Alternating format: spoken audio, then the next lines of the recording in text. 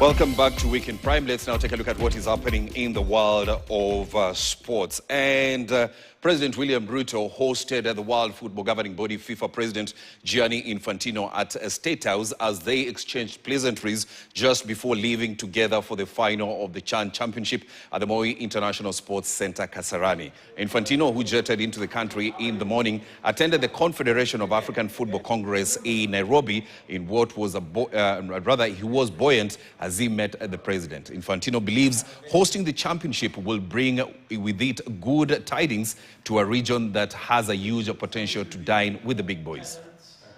The World Cup. Wow, thank you very much. As a souvenir. But it's a very special one. Yes. We searched everywhere and we found this one. Of the FIFA team. Okay. Because you are the number one.